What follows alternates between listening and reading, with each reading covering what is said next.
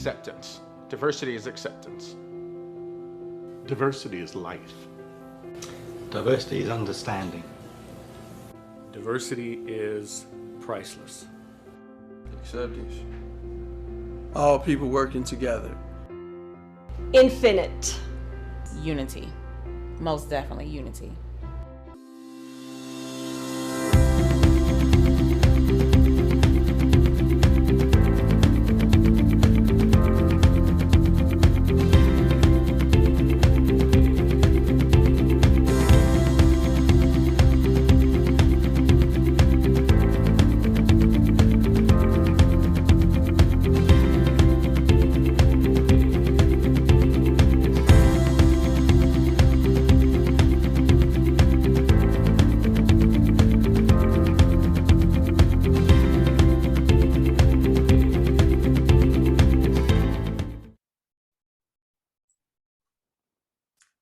Hello, everyone, and welcome. It is so lovely to have you all here today.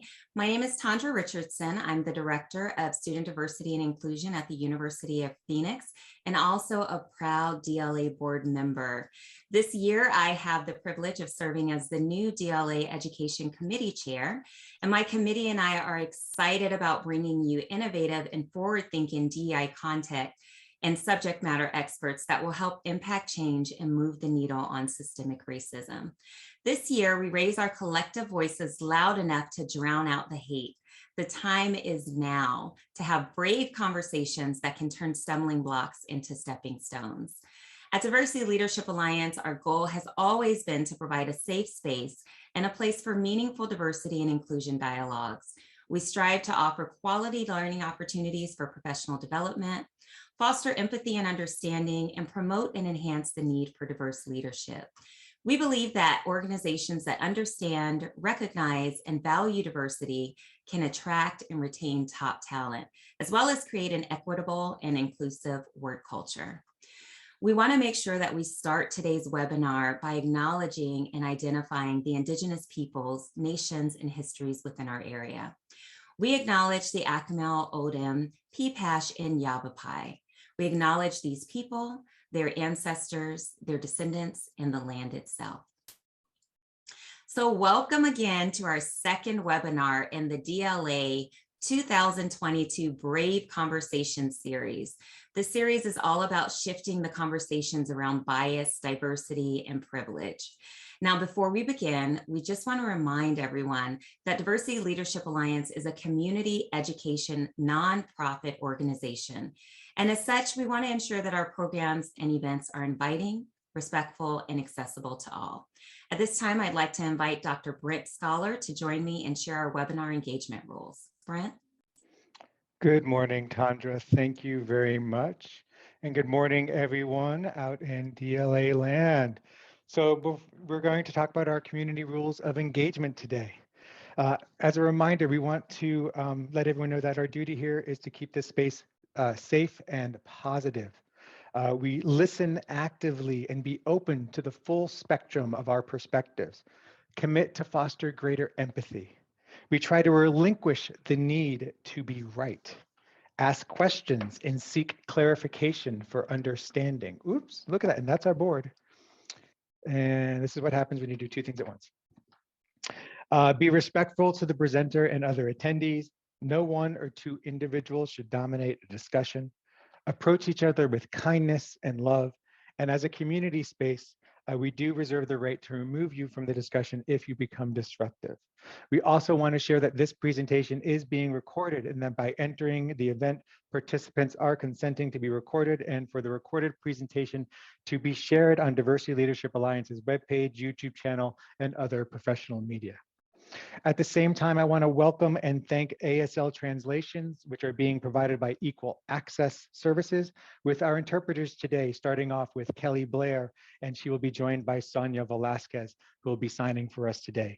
A special thank you for Mr. Dave Wallenhaupt and his amazing team from Equal Access Services for the years of continued support and partnership and service.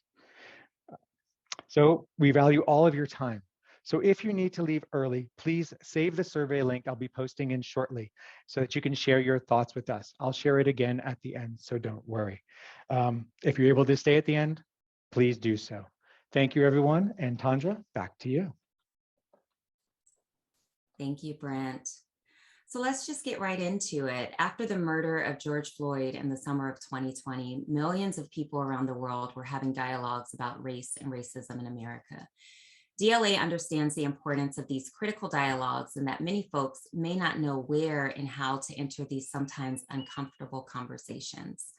Leveraging Harvard Business School research entitled "Why Diversity Trainings Don't Work," Mr. Eric Bailey will explore practical brain science and psychology to navigate these conversations successfully.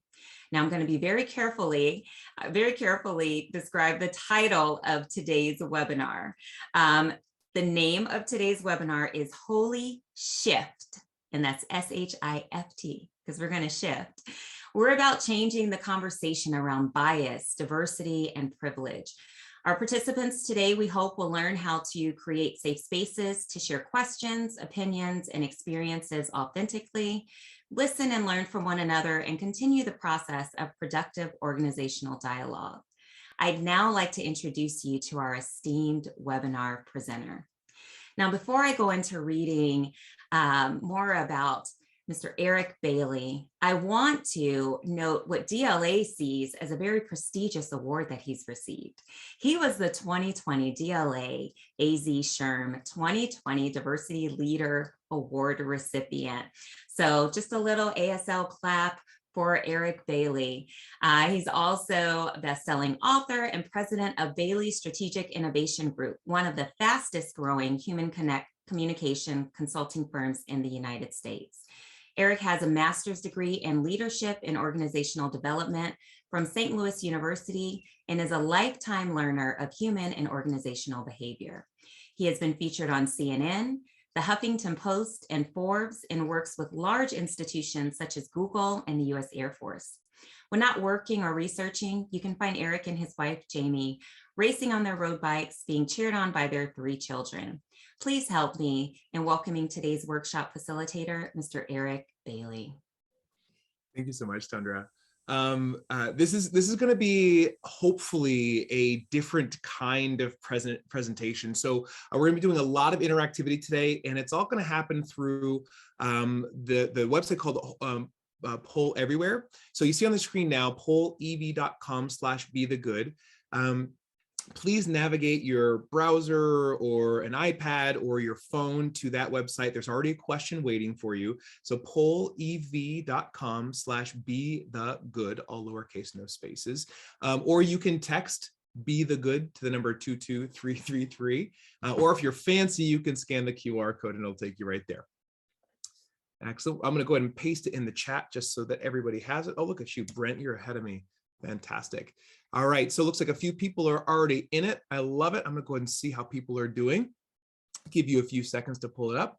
How are you feeling about today's session? I see people are excited, intrigued, hopeful, ready, pumped, optimistic, curious.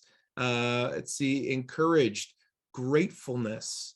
I love it. Good. Someone said minded. I think someone said open-minded, which means you didn't follow the instruction on one word. I see where my rule breakers are. No, I'm just kidding. All right, fantastic. Second question in there is, how many diversity, equity, inclusion, bias, etc. trainings have you attended in your career? Overwhelming majority of us, too many to count. That's the camp I live in as well. I love it. Fantastic. So take your time, go ahead and go through that. I want to go ahead and get started here, but if you have not yet logged in, we're gonna be dropping the link in the chat a couple of times because all of the interactivity is going to happen through there.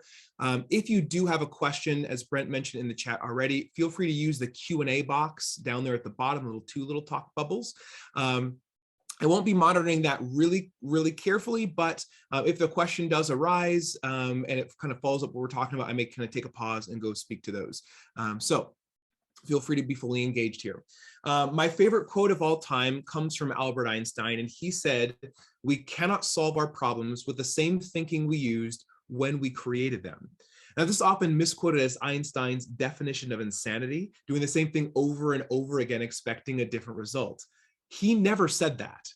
he said this. And what it means is that as adults and as humans, we have this natural tendency to develop patterns of behaviors and habits. And then sometimes we find ourselves in trouble. And then to get out of trouble, we tend to employ the same patterns of behaviors and the same habits, which makes no sense. And so if you want different outcomes, then the process needs to be different along the way. And one way I can tell if the process is different is if it feels different. So we want this session to feel different. I mean, so many of us, 70 or 65% of us have been to too many diversity trainings to count. And honestly, we keep getting the same results. You know, there's some needle moving here and there, but essentially we're getting the same results. And so what I think of is if we want different results, then we need to do something different.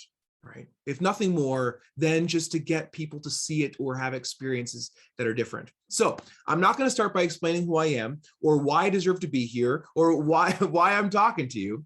I actually want to start with an exercise in third grade thinking. So use the little Zoom raise hand icon and let me know who graduated third grade. I want to see, we got 153 people on here. How many people have graduated third grade? We've got 10 people, I guess 18, 25, 30, 35, 40. Okay, about half of us. I guess we don't need everyone to graduate. You can put your hands down. I'm just teasing with you. All right, so in third grade, we learn how to read. So in a moment, I'm going to put a phrase on the screen. And what I want you to do, third graders, is I would like you to read the phrase that's on the screen. I want you to read it out loud. Your mic is not on. I can't actually hear you. I'm not going to know if you're participating or not. But I want you to read the phrase that you see on the screen. All right, here it comes. Ready? 1, 2, 3. Fear of being a failure is one of the most effective forms of freezing innovation. Another is fear of being successful. All right, congratulations, third graders. It's totally deep, right? But not the point. Now you've graduated third grade. And if you know anything, you have kids, you know that everything now is a graduation. You know, you graduate preschool, you graduate first grade, not a graduation. Anyway, we're moving into fourth grade. In fourth grade, we're going to start working with numbers. So in a moment, I'm going to put the same phrase back on the screen. And fourth graders, what I would like you to do is I would like you to simply count the number of Fs, the letter F that appears in the phrase. This orange dot here, this is a countdown timer. You will see that disappearing as time goes by. I'm going to give you 15 seconds to accomplish the task. All right. Now, all you're doing is counting the Fs. Now, a couple things happen in fourth grade. One, if you're around anybody, I don't want you reading out loud. I don't want you counting out loud because fourth graders stop sharing. We don't share anymore in fourth grade. And the second thing is if you need to write down your answer, just be careful because someone around you will cheat because fourth graders cheat. All right, so keep it to yourself. We'll ask some questions in the poll after you are done. All right, everyone understand? All right, 15 seconds on the clock. Counting the number of Fs. Your time begins now.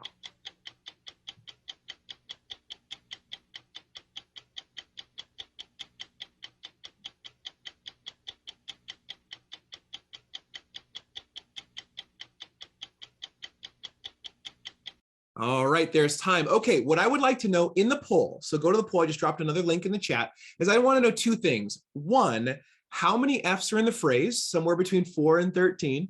And then the second thing, I want to know how confident are you in your answer, right? Somewhere between 0 and 10, 10 meaning I'm absolutely certain, 0 meaning I have no clue. So go ahead and let me know in the poll, how many Fs are in the phrase and how confident are you in your answer, all right?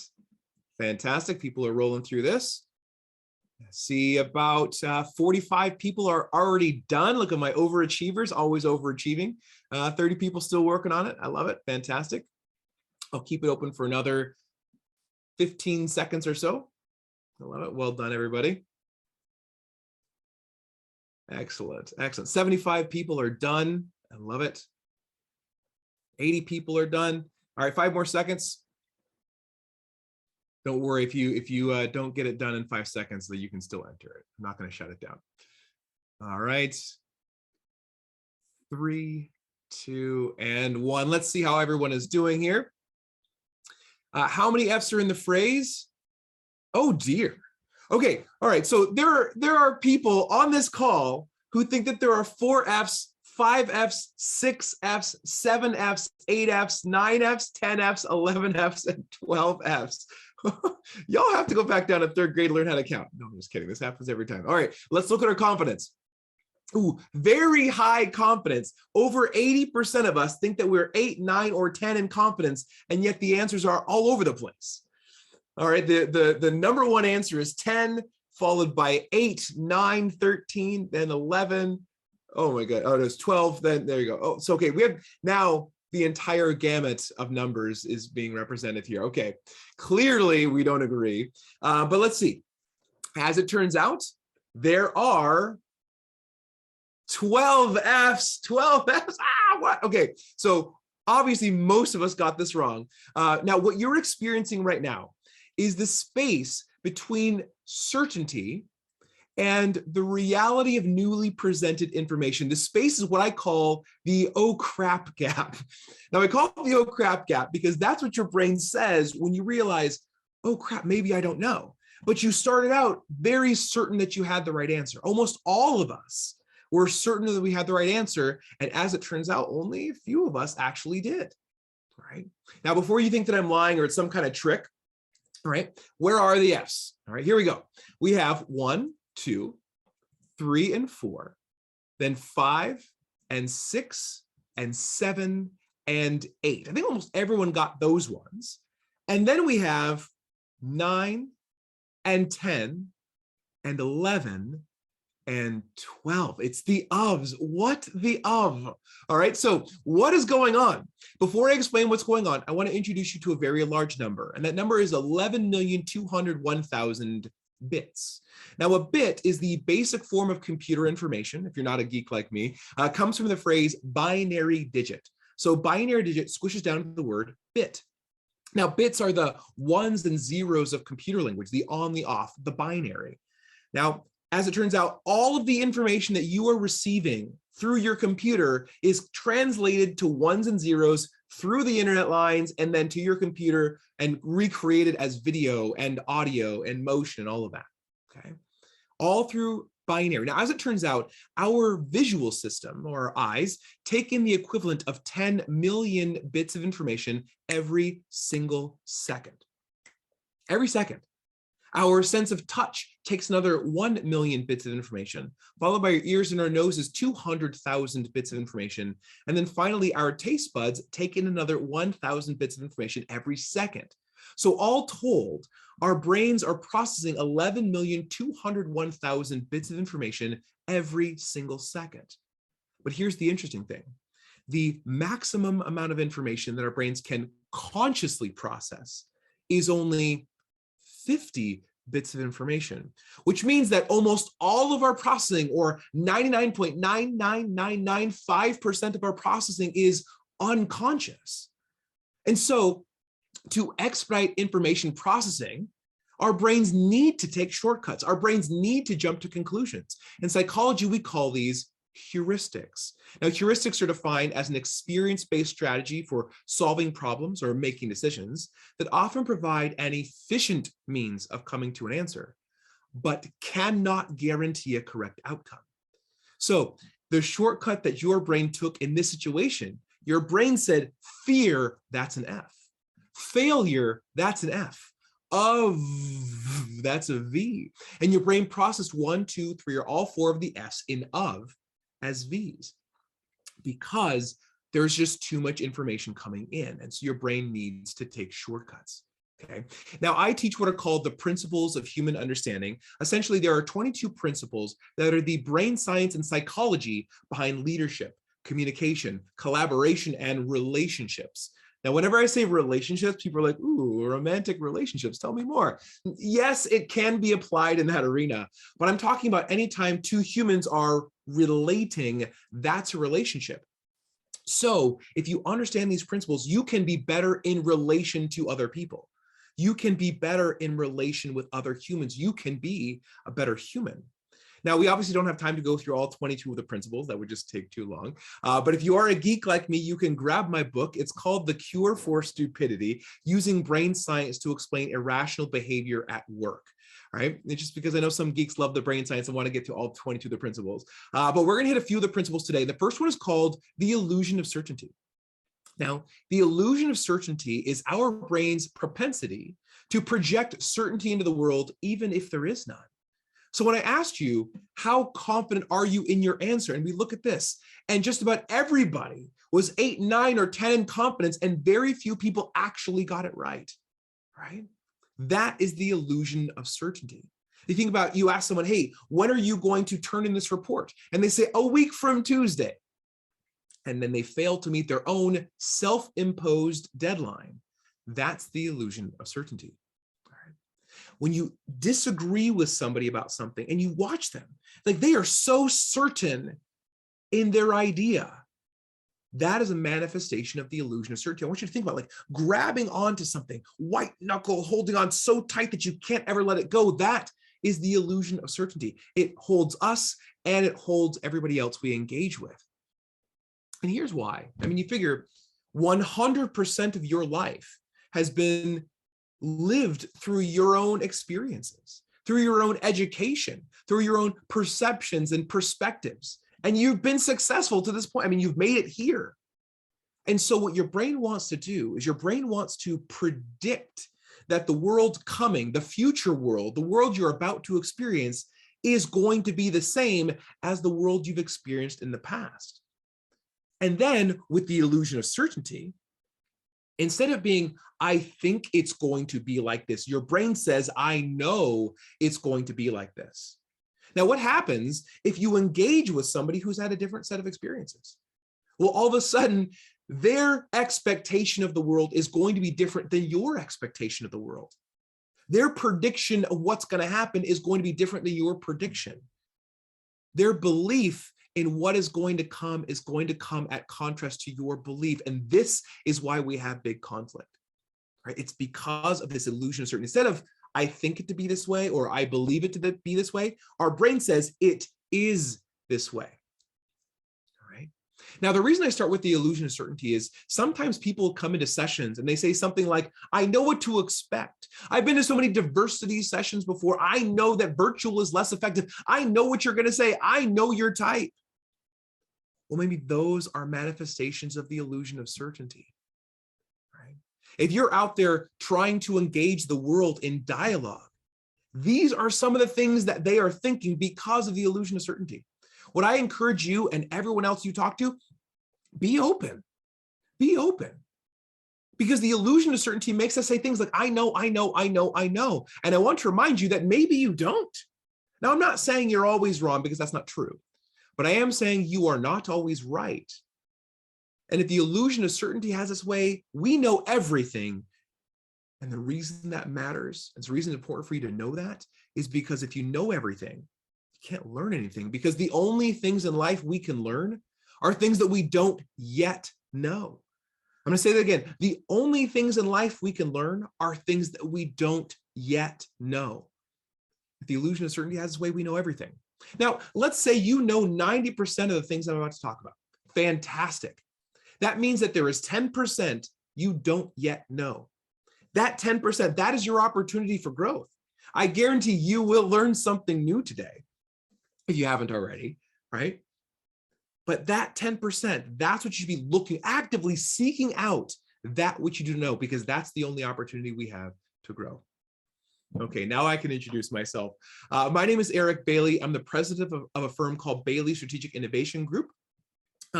We do communication consulting. I'm not like marketing, but actually helping communities and leaders communicate. We're one of the fastest growing human communication consulting firms in the US, which is crazy. I got my start in consulting doing international change management work with a firm called Cotter International.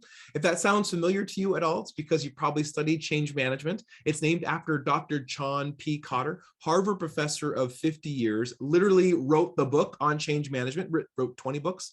And when I met with him, the very first time I met him, he sat me down for breakfast and he said, Eric, consultants are the enemy. Now, and that's a really weird thing to say to somebody that he hired me as a consultant, right? Why would you say it at his consulting firm? He said, no, they come in and they tell you what you already know and they charge you an arm and a leg. He said, I want my firm to be the anti-consulting consulting firm. I'm not going to come in and pretend to be an expert in their business. That's their expertise. I am an expert in my method. And if we could marry their expertise with mine, we can have powerful results. And that's how I learn how to do my work. Is I'm not going to come in and tell you how to do your job better. That's not my lane. What I'm an expert in is helping humans connect and communicate better. Right? Because the vision of my company, or my mission of my company is we're here to serve those who serve. You are out there every day serving people. It's my job to come in and serve you. That's it. That's what I'm here for. Okay. Now, I have a passion for facilitating meaningful dialogue. I've done a lot of work with police departments all over the nation. I've done a lot of work in St. Louis, which is one of the most racially segregated large cities in our country. In fact, there's this road. I don't know if y'all are from St. Louis. Someone said they went to SLU, St. Louis University. But there's a road in St. Louis called Delmar Boulevard. And Delmar Boulevard is one of the starkest racial dividing lines in the country. So north of Delmar, it's almost exclusively Black, about 99% Black. And south of Delmar, it's 75% white. Okay. The median household income difference is 200% north versus south. The weird thing is you drive down Delmar and you can actually see the same buildings, like the same developer built the buildings maybe 40 years ago or so. And the buildings south of Delmar have ivy growing on them and they're beautiful brick buildings. And the buildings north of Delmar are falling apart and they're boarded up. The house value is a 400% difference north and south. Okay. So working on this project, a public greenway project that's going to span 20 miles of St. Louis. It's going to connect north to south, east to west, and all the way around. And we've been working on it now for about 2.5 years. Not a single shovel has gone into the ground. And it's not because it's a slow project. It's because we're actually engaging people who have been displaced by urban renewal in the past. We want to raise property values, which we know these kinds of projects do, without displacement. We're starting with equity in economic development first. It is really, really incredible to do a project like this. This is my family here, my wife, Jamie, and our 3 kids, kind of on a personal level. This is actually a picture we took on St. Patrick's Day, right before the pandemic, St. Patrick's Day 2020. And this is my family now. My boys, their hair's grown out even more beautifully. And just showing you on a personal level, this is who I am. This is who I spend my time with. Now, my older son, Jerem, there, you can see him on the right.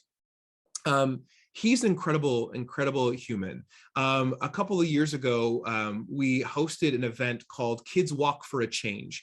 And we basically, my wife and I, a lot of parents are coming to us asking us, how do I talk to my kids about discrimination and racism? And so what we wanted to do is we wanted to help parents. So we organized this event and 450 people showed up. It was a beautiful event. A good friend of mine who's a school board member or school board president, he showed up. We had the chief of police show up. We had this young woman from the Girl Scouts. She showed. It was a beautiful event. We're just kind of talking about these sorts of things. And my son, at the time, he was 12 years old, and he wanted to get up and share. You see our shirts, they say Black Lives Matter. Look closer, you can see they say I matter. And he wanted to share his story up on stage. And he got up and he shared, he said, in my young little life, I mean, this is a 12-year-old boy in front of like 450 people, at a microphone. In my young little life, I've been called a very, very offensive word 4 times. And the word. And he shared that the first 2 times happened at school. The first time we just kind of assumed the kids didn't know what was going on. So we educated the kids, we educated the parents, we educated the teachers, we educated the administrators. It was a great opportunity for learning. Well, a couple of years later, one of the kids who was involved in it that first time, he came up to my son and to every other Black kid in the school and used the word again intentionally. Right? And so that was the second time it happened. The third time it happened, we were on a bike ride. And we were training for this big bike race, and I was in the front and my son was in the middle and my wife was behind me, and we were riding on a bike path, right? And this guy jumped out, not quite in front of us, jumped out onto the bike path, and he screamed at us, "You effing end!" Just screamed it at us. The fourth time it happened, we were walking from our car. We were in Las Vegas. We were walking from our car to go see the Bellagio fountain. We were on a road trip. We stopped in Las Vegas, and it's a lot. There's a lot of people walking down the sidewalk of Las Vegas. So I had my daughter up on my shoulders, and I was holding my middle son's hand, and directly behind us, my son was directly behind me, and he was holding my wife's hand. They were holding hands. And so we're walking down, and this woman is walking, like, not past us, but walking at us. And she saw me, and she kind of walked at me, and she said, "Move out of my way, you effing ends." And by the time she got to that last word, she was eye to eye with my son. And this is now the fourth time this has happened. And he just broke down, like in the middle of the sidewalk, just broke down crying, terrified. I mean, the woman had like venom coming out of her eyes. And I mean, pure hate. It was pure hate. And the reason I share the story is there is nothing in the parenting handbook that says how you handle a situation like this. Nothing, right? Do I put my daughter down, go dress this woman down? Do I embrace my child? I was scared too. Like, what do I do? And so we decided, we just circled the wagons around Jerem, and we just hugged him and embraced him and made him feel love. And afterwards we said, you know what? We don't need to see the fountain right now. We're going to go back to the car and drive back to the hotel. And, we start walking back. We were, a couple of Las Vegas blocks away from the car. And we're walking back, and all of a sudden my daughter, what 6-year-olds love to do, my legs hurt, right? She just complained. She didn't really, my younger two didn't really see what happened, or didn't really pick up what happened. And so she's like, "Oh, my legs are hurting." So my son, Jerem, 12-year-old boy, he says, "Here, Jasmine, hop on my back." Now, this is not something that he has ever done, not something he would ever typically do. No 12-year-old is going to lift up their 6-year-old sister and carry them for 2 Las Vegas blocks. Like, it's not something that happens. And that night we were in the hotel room, we put the little two to bed, and we talked to Jerem, and we helped him process what happened, asked him questions. How was he feeling? What did he think? And then we asked him, "We noticed that you gave Jasmine a piggyback ride. Why did you do that?" And he said, "When we turned around, we were walking in the direction that the lady went. And I was just really worried that we were going to run into her again. And if we did, I wanted to be able to help protect Jasmine." And the waterworks are going. And it's like, can't we all learn something from that? Like, there are going to be times when we're beat down and we have the opportunity to lift other people up through our experience. Like, that's exactly what my 12-year-old son did. There's opportunities. I mean, looking at this boy, you would never, ever imagine that he was just verbally assaulted on the street. And here he is lifting other people up, right? There are people going through experiences we can't even imagine. And when we do, what are we going to do? What are we going to do, right? The vision of my company here is we want to change the way the world communicates. There's a fundamental problem happening in our world right now. We are losing the ability to communicate with each other, especially when we disagree. In fact, I don't know if anyone's on Facebook, but there's this thing happening on Facebook called the unfriend, right? The unfriend is happening. Why? Because two people disagree on something, usually politics, right? But because of the disagreement, we say it's no longer worth my time or energy to acknowledge you exist. I don't want to see your kids' pictures anymore, right? And what happens, right? They're doing the same thing. It's not just us, right? We're cutting people out of our lives. Well, eventually, if we keep cutting people out we disagree with, we end up surrounded by people who think like we think and know what we know. And if we're only surrounded by people who think like we think and know what we know, and the only things in life we can learn are things we don't yet know, we stop learning. We stop growing. And that's where we are as a society. In fact, this idea of the unfriend, this phenomenon is happening so frequently that unfriend is now a word in the Oxford English Dictionary. That's a problem. That's a problem. I really believe that if we understand the principles of human understanding, if we really dive into this conversation in a way that doesn't make people feel stupid or alienated, we can engage. I would love the opportunity to sit down with that woman and hold her hands in love and say, "Why did you do that to my son? I really want to know what provoked you to do that to my son." And you know what I would probably find? Deep, deep pain. It's probably some deep pain she has or has been holding for likely decades. She's probably never had somebody hold her hands in love and say, I want to see you. I want to understand you. And what would that do to the world? Every other opportunity she may have done that to another child or another human would have evaporated. If we understand the principles of human understanding, we can engage with humans in a more human way. All right. So I want to talk about some notes about today. I want to talk about what today is and what today is not. Today is not about judging your personal politics. It's not about labeling anyone as right or wrong, not about telling anyone that they're a racist, not about taking sides, not about invalidating anyone's opinion or anyone's experience. Today, we're going to gain some common language and some understanding. There are words and phrases in the diversity conversation that we can't even agree on the definition of. And some of these words spark strong emotions.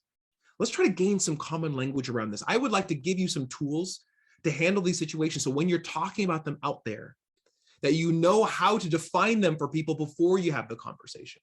I want to challenge some assumptions and some perspectives. I want to create the safe place for productive dialogue. I want you to be able to share some things, okay? I want to create this launching point for an ongoing culture journey and some practical tools for handling difficult communication situations, all right? So starting with this, I want to do an exercise here about dice, all right? So how it's going to work is I'm going to roll the dice, and the dice are randomized, and you'll see how it works. But basically, I'm going to open up the poll. And before I do, I need you to have all the instructions. All right, so we're going to do 2 versions. All right, and I'm going to roll the dice 10 times. Well, maybe let's just do it 4 times just to make it easier, right? So I'm going to open the purple poll first. And what I would like you to do is I would like you to predict what number is going to show up on the purple die. Okay, and then I want you to hit next, but don't do anything yet. Once the purple die has been rolled, then I want you to predict the next roll, and we're just do it 5 times each. Okay, all right, here it goes. I'm going to open up the purple. So go ahead and predict the roll of the first purple die. What do you think? Somewhere between 1 and 6. Go ahead and enter that in the poll. I'm going to go ahead and drop the poll link in the chat so you can go ahead and do that. The purple die, I'm going to go ahead and roll it now. Oh, hold on, hit the wrong thing. There we go. It's rolling, rolling, rolling, rolling, and stop. All right, it was a 2. All right, so now go ahead and hit next. Predict the second one. If you're typing these in the chat, go ahead and open up the poll, pollev.com/bethegood, and play along with us there in the poll. All right, go ahead and enter those in. A couple more seconds. The second roll of the dice is coming here. Purple, number 2. A 1. All right. Now go ahead and go to the next one. Go to third prediction. Roll number 3 predicted. Fantastic. Fantastic. I want to see how people are doing here. I love it. All right. Roll number 3. Here we go. Roll and stop. All right. It was a 6. All right. Roll number 4. Go ahead and predict roll number 4. All right, beautiful, beautiful. All right, looks like 3 is the leading guess. All right, here comes roll number 4. Perfect. Roll number 5. Go ahead and predict roll number 5. I love it. I love it. And here we go, roll number 5. A 4 again. And final roll, roll number 6. Let's go roll 6. I said 5, or let's go roll 6 because a die has six sides. Roll number 6. Beautiful, beautiful, beautiful. And here comes roll number 6. And stop. All right, it was a 3. All right, fantastic. Okay, now we're going to go over to the green die. All right, let's roll the green die here. All right, I want you to give me a prediction for roll number 1. See what you got. I love everybody participating in this. Now, all you people going ahead to all your future roles, we're doing one at a time. Just do one at a time. I see some people jumping ahead. All right, fantastic. Roll number 1. Here goes roll number 1. And it's a 6. It's a 6. All right. Go ahead and predict roll number 2. Fantastic. Fantastic. All right, roll number 2 is 6, another 6. All right, let's go ahead and see roll number 3. Go ahead and predict roll number 3. Beautiful, beautiful. All right, roll number 3 is 6 again. All right, go ahead and predict roll number 4.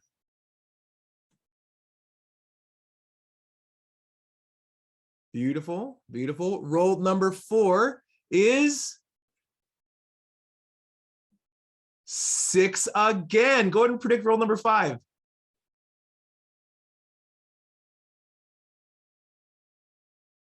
All right, let's see what green die says for roll number 5. Let's see, it's 6 again. All right, roll number 6. Go one more. Roll number 6. Beautiful, beautiful, beautiful, beautiful. All right, and the final 6th and final roll is a 6. All right, interesting, interesting. What's wrong with my dice? All right, we're gonna come back to the dice in a minute. I wanna talk about bias. All right, bias. Now, I'm gonna throw up the caution tape here because bias is one of these words that can send a conversation in a bunch of different directions. In fact, this one word is probably one of the most misunderstood words in our conversation. And so I ask people all over the country, what is bias? And people will say something like bias equals racism and sexism and homophobia and ageism and all of the isms. Let's put a pin in this. Let's get some dictionary definitions here. So racism is defined as prejudice, discrimination, or antagonism directed against a person or people on the basis of their membership in a particular racial or ethnic group. Okay. Sexism is the same thing on the basis of their sex.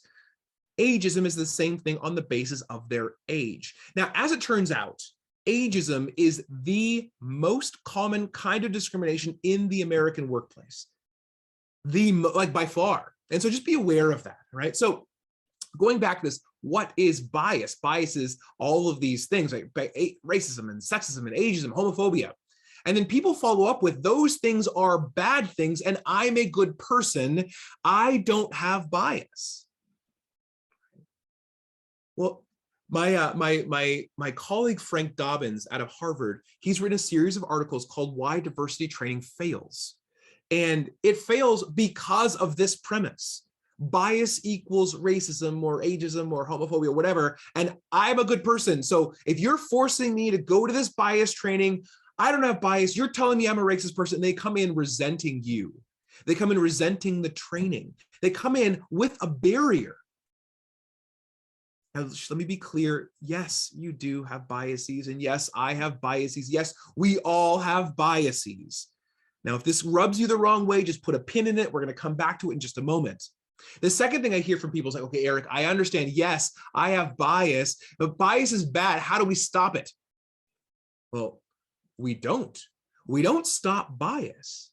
And we don't stop bias because bias is not bad necessarily. Bias is actually a psychology term. And bias means a strong preconceived notion of someone or something based on information that we have, that we perceive to have, or that we lack.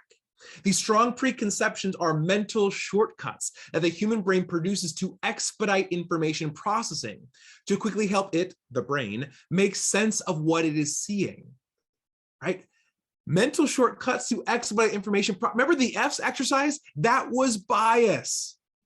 Right? So we think about that. Bias is a tool that our brain uses. Now, I'm a geek for brain science. And so I'm like, well, why would we have this tool? If this tool leads to so many wrong outcomes, why do we have this tool? Well, I'm going to walk you through kind of the anthropology of bias. Okay. Now, I want to thank Joanna and Brent and the whole DLA crew, because they have paid for an all expense trip for us to go to Costa Rica, right? So we're going to travel quickly to Costa Rica, and we're going to go on this beautiful jungle hike. And we're so excited to walk through the rainforest of Costa Rica. It's wonderful. And we got our backpack on, our hiking boots on, and we got a little baggie of trail mix and our bottle of water. We're hiking through. And 45 minutes into the hike, you step on your shoelace and your shoe comes untied, and you say, oh, darn it.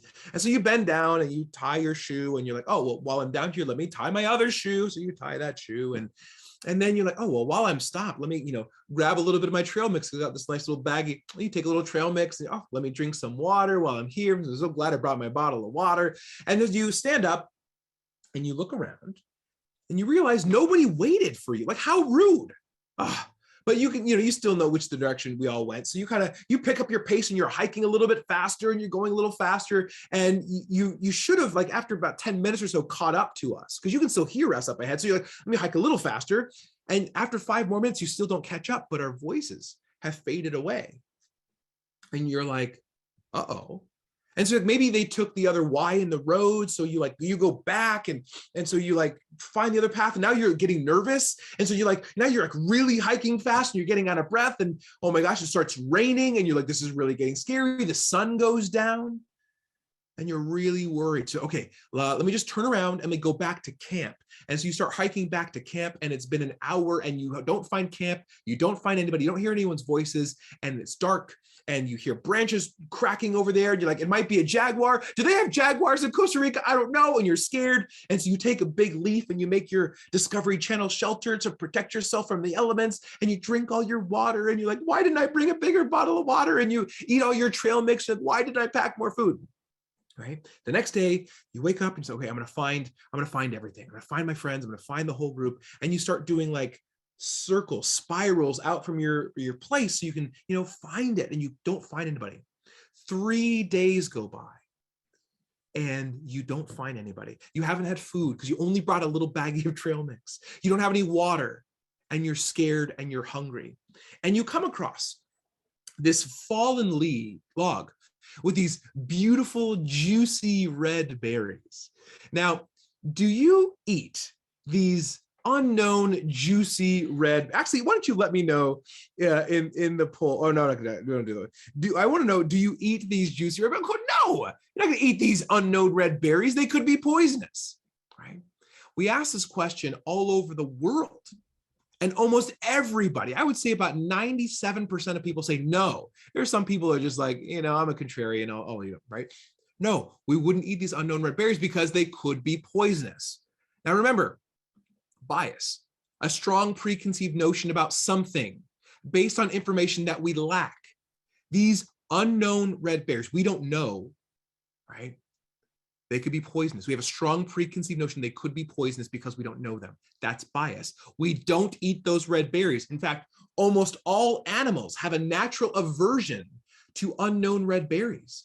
Unless they know them, they will not eat them because red is nature's danger color. And so we have a bias, a strong preconceived notion. Now, that bias modifies our behavior. Usually, if we'd see something edible, we would just grab and eat it, but it's modified our behavior. So there's the behavior and there's the bias. They're not the same thing. But as it turns out, these red berries are known as barberries, and they're good for your acne and they're good for your heart health. So you could have eaten them just fine, but that bias, that strong preconceived notion, is something that we've developed over time to keep ourselves safe. In fact, bias is the reason that we've been able to survive as a species. Bias is a tool, right? Bias can lead to bad outcomes, but bias by itself is not a bad thing. Bias is a tool, right? Now, to help illustrate this again, bias is a preference to accelerate cognitive processing time. So I want you actually to experience this. And so do me a favor. I want everyone to go grab a pen or a pencil. So please let me know in the chat when you have those tools. You need a pen or a pencil and something to write on. I'm going to pause for 30 seconds and let everyone go grab those tools. I'm just going to stare at the camera for 30 seconds. I might put on some thinking music, but go ahead. 30 seconds starting now. Go get your pen or pencil and something to write on. Perfect, perfect, perfect. All right, now just a little peek behind the curtain. If you ever do any virtual facilitation, there is a real psychological phenomenon called FOMO, or fear of missing out. And so what people do when they're watching a session like this, they want to hear what the speaker is saying. And so if you keep talking as you ask someone to go get the tools that they need to go get, if it's away from their desk, they actually won't go. They would rather sit and listen to you talk and not get the tools and not participate in whatever's coming next because they don't want to miss what you're saying. But if you just pause and you don't say anything and you just stare at the camera for 30 seconds, it's more uncomfortable to watch the speaker just not do anything than it is to go and get the tools. And so people are more likely to participate in the next thing. And then when they come back after 30 seconds, you can explain it just like I did, and you give them an extra minute to come back. That's a little, virtual facilitation trick you can use. You can have that one for free. All right. Okay, so what we are going to do is we are going to sign our names on a piece of paper. So go ahead and sign. Don't be a goofball and sign YOURNAME, right? Don't sign. Just sign your name on your piece of paper. Go and let me know in the chat when you've got that done, just to say done, whatever, just something. So let me know. Beautiful, beautiful, beautiful. Excellent, excellent. All right, my question for you, to all of you who have signed your name in the poll, go ahead and let me know, which hand did you choose? Did you make a choice in which hand you'd sign with? Or did you just kind of sign your name, right? It wasn't a choice, not a conscious. Let me know. Tell me about your choice, right? Let me know in the poll there. Did you not choose? Did you choose your right? Did you choose your left? Well, let me know. Yep. Yeah, every time we do this, I see the same responses. A majority of us, I didn't make a choice. I just picked up the thing and signed it, right? So here's something I argue, as I think many people say so, I argue you did make a choice. And I argue that you made a choice based on your bias or your preference to accelerate cognitive processing. I argue you chose your dominant hand. And the reason I say you chose your dominant hand is because in the instructions, I never said how to sign your name. You could have chosen to sign your name with your teeth. You could have chosen to sign your name with your non-dominant hand. You could have chosen anything else, but you chose, maybe unconsciously chose, your dominant hand. And that is because of a bias or a preference for signing your name with your dominant hand. Now, I really want to be very clear about the distinction between bias and behavior. So bias is the preference, and then based on that strong preference, we choose a behavior, which is signing our name with our dominant hand. Now, to help prove to you that you did make a choice, I want you to switch hands and sign your name again. Or if you don't have a second hand, put it in your teeth, put it in the crook of an elbow, put it between your toes, sign your name again with something other than your dominant hand. All right, let me know when you're done with that one. This is the point in the exercise where people start to hate me. So I'm sorry if you hate me, but I promise you're not gonna die. I've been doing this for over a decade and no one has died yet. If you do die, just go ahead and let me know in the chat, all right? I love it, I love it. So here's the thing. You have just now chosen a behavior outside of your bias. You've chosen an intentional behavior outside of your preference. And what happened? It was awkward. It was uncomfortable. It maybe didn't produce the results you're used to. It maybe wasn't as fast as you're used to, but you didn't die. But you felt like you were going to. And that's the thing. It is possible to choose behaviors outside of our biases. It's just uncomfortable. It's awkward, but you're not going to die. Your brain, the illusion of certainty, is going to tell you, I can't do this thing. If I were to ask you, before we did this, can you sign your name with your non-dominant hand? A lot of you would just respond automatically, no, I can't. That is the power of bias. Our biases are so strong that we start to believe with the illusion of certainty that this is the way the world actually is. It's not. It's not. In fact, a lot of people think that bias is a mental thing, but there's actually some neuroscience behind it. So I don't know, I'm gonna give you a little brief neuroscience lesson if you're okay with it, because I'm a geek. But inside of our brains is a very important cell called a neuron, right? In fact, all of our function, motor function, happens through neurons, our pain receptors through neurons, a special kind of animal cell that can pass along electricity, okay? Now, the point at which two neurons touch, it's called a synapse, right? It's the connection point where electricity flows from one neuron to the next. It's called a synapse. Now, the funny thing is when electricity flows from one neuron to the next across that synapse or connection point gets stronger meaning that electricity can flow along easier the next time. So as electricity flows, that connection point becomes more reliable. Now, here's the thing. All of the neurons and synapses responsible for the motor function of signing your name with your dominant hand are so well practiced, are so strong, that it's just easier for electricity to flow along them, right? Because you've done it for so long. Now, all of the neurons and synapses responsible for the motor function of signing your name with your non-dominant hand are all there. They're just not as well practiced. And so it's more effort, it's more energy to sign your name with your non-dominant hand. So when you think about bias, bias is an energy efficiency tool that the brain uses, right? We want to expect the same things we've expected before. We want to do the same things we've done before. Think about if you're driving your car down the freeway and you're going to a place on your day off that is near your work or maybe just past your work, right? And you get off the freeway at the normal place you would normally get off of the freeway, right? Like you normally get off to get to work. You're like, oh, wait, I'm not going to work today, right? Why does that happen? Because of bias, because it's so much easier. Your brain wants to offload as much cognitive processing time as necessary to just do what you need to do. So you'll go to this place you usually go to because your brain is used to doing that. You're like, oh, oops, sorry about that. And you go back on, right? You can correct that behavior.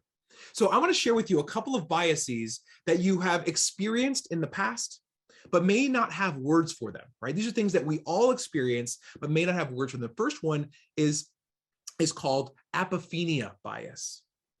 Apophenia bias is the human preference to identify patterns in random data. And we do this we love to categorize things. We love to identify patterns, right? So here's an example of this, a kind of more benign example. Let's say you go to 100 meetings over the course of a year, right? And for some of you, that's like way too low. But let's just say you go to 100 meetings over the course of a year. And 95% of them, you show up on time or 5 minutes early. I would judge you an on-time person, right? 95% of the time, you're on time or you're early. And that last 5 meetings out of 100, some extraneous circumstance, there was traffic, someone was in your office, something happened, right? So 5 random times scattered throughout the year, you happen to be late. I would still call you an on-time person, okay? Now let's say that those 5 random meetings, it just so happened that those were the only 5 meetings you had with your coworker named Greg, okay? Out of 100 meetings in the year, you only have 5 meetings with Greg. And as it turns out, those were the 5 random meetings you happen to be late, okay? Greg, using apophenia bias, is going to draw the conclusion that you are a late person. Using the limited data he has, he's going to draw a pattern of behavior and say, you are always late. Why are you always late? That's apophenia bias. We love to conduct patterns, right? Create patterns in data. And here's another example of this apophenia bias. And have you noticed that when you look at things, you start to see faces in inanimate objects? You look at this, oh, that's clearly a face. Oh, they definitely made that to look like a face. Oh, obviously that's a face. It's not a face, right? It's 2 headlights and a logo badge and a grill to get air into the radiator. It's not a face, but actually the very first thing that we recognize as humans, as infants, is a face. In fact, before our eyes are fully developed, we can see lights and darks. That's really all that we can see. And so we see a little shadowy area, 2 shadowy areas here, and usually a brighter area here, because our parents are looking at us going, oh, you boo, right? Whatever, the parents are like doing goo-goo talk, like right in our faces. And that's how we learn to recognize faces, right? Now, that is all based on apophenia bias, okay? So I want to ask you one of our first challenge questions here, all right? What one-word stereotypes do you think are most common in the United States about Black males and about millennials? So I'm going to go ahead and open this up in the poll. Now, I want you to remember that all of the poll questions that you are typing in are 100% anonymous. So feel free to be as candid as you would like to be. Now, I want to be very clear. I'm not asking you, what are your stereotypes? I'm asking you, what one-word stereotypes do you believe are the most common about Black males and about millennials? So what you'll do here is you'll enter the one word, all my rule breakers out there, one word stereotype about Black males, and then hit the next button, and then you can do the one word stereotype about millennials. So go ahead and let me know those two in the poll, one word stereotype about Black males, and then one word stereotypes about millennials.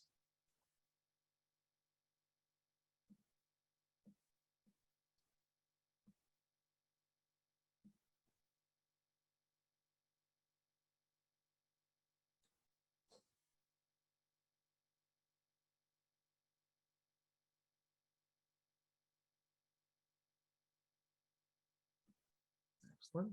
20 more seconds.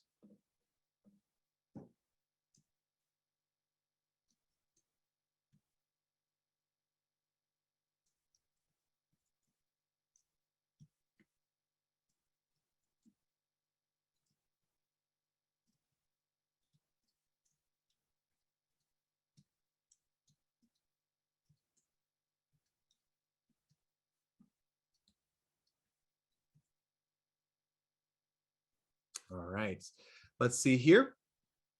One word stereotypes about Black males. We have lazy, dangerous, violent, criminal, strong, scary, aggressive, thug, oppressed, hoodlum, dead, gangsters, troubled, rappers, ungrateful, fragile, untrusting. Let's see any others I see in here?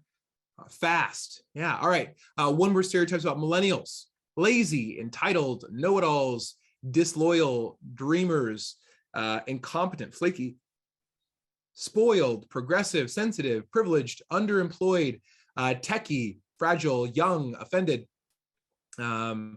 irresponsible, basketball. I think that might belong with the other ones, just kind of judging on what we've seen in the past. All right. Now, what I would like you to do is I would like you to just walk into empathy with me for a minute, kind of experience of empathy. And what I'd like you to do is I'd like you to imagine that you are a millennial. Okay, you are a millennial person. Just kind of let that wash over you for a minute. And you put on your millennial backpack and you're walking through the world with your millennial backpack. But out of the top of your backpack is a gigantic pole going straight up. And at the top of that pole, there's a billboard. And on that billboard, it says lazy, entitled, fragile, incompetent, techie, sensitive, flaky, with arrows pointing down at you. Everywhere you go in the world, you're carrying this backpack. Now, we tell people all the time, you never get a second chance to make a first impression. Always make a good first impression. Well, what happens if before you have the chance to make a first impression, someone sees that billboard above your head: lazy, entitled, incompetent, right? Fragile, sensitive. So before you ever have a chance to do anything to create that first impression has already been made for you just because of your age, relative age, right? And so what do you have to do? You have to do extra to prove that you're not lazy, prove that you're not entitled. And how do you prove you're not entitled? It's really hard to prove that you're not something bad. Because what people say is, oh yeah, you're just going to show up as entitled later.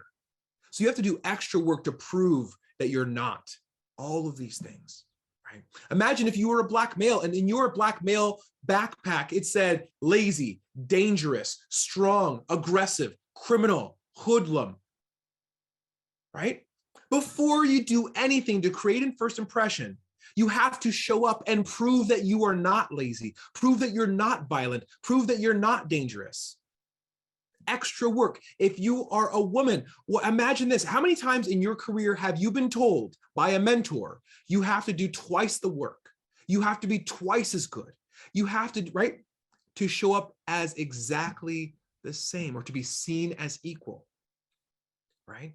I am a Black male. I go about my life, and just to be clear, I don't think a majority of people have these stereotypes, but enough people have them that we can all kind of agree these are the most common. We know of enough people that have these stereotypes that I am likely going to run into somebody every day that has something like this, some stereotype like this. And so I put on the uniform. right? Every single time you will ever see me present, you will see me wearing a vest and tie and cufflinks. Why? Because I have to do something extra to prove that I am worth listening to about brain science. I'm worth listening to about communication, about how psychology works practically. I have to overcome hurdles before I even open my mouth, okay? This is why it's important to understand these things, right? And you start to think about apophenia bias and you think about patterns. Well, people are obviously looking to reinforce their patterns that they already see, right? Here's a little benign example of this. So one of these that always shows, so I've asked this now about 30,000 people around the country, and these words always show up: lazy, dangerous, thug, criminal, athletic, right? The athletic one I want to point out because it's pretty benign. Now, my wife is an incredible basketball player. I don't know if you've ever heard of Diana Taurasi on the Phoenix Suns. One of the most important basketball players ever. Right, in the WNBA. My wife was playing high school basketball at a tournament, a basketball tournament, where Diana Taurasi, who was in college at the time, was also playing. My wife matched up against Diana Taurasi, right? One of the best scorers in the history of the WNBA.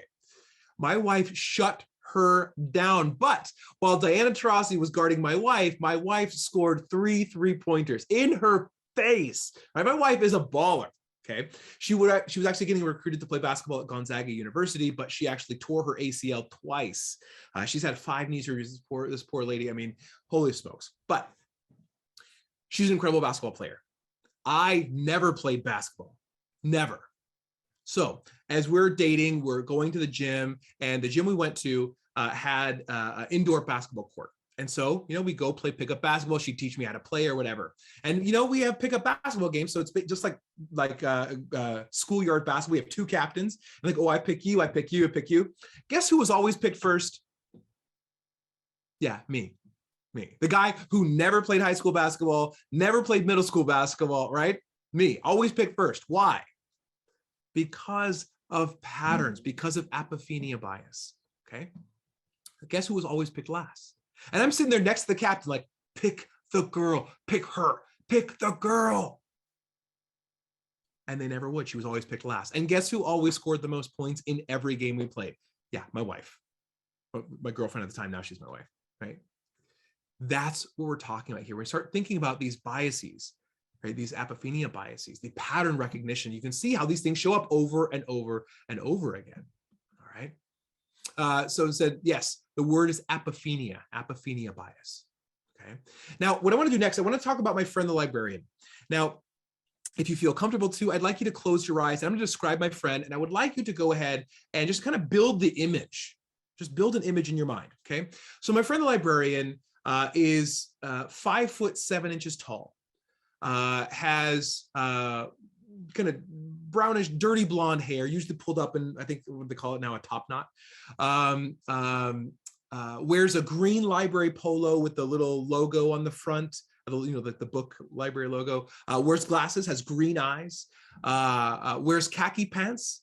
Always has a brown belt matching the brown Doc Marten shoes. My friend, the librarian, his name is Stephen.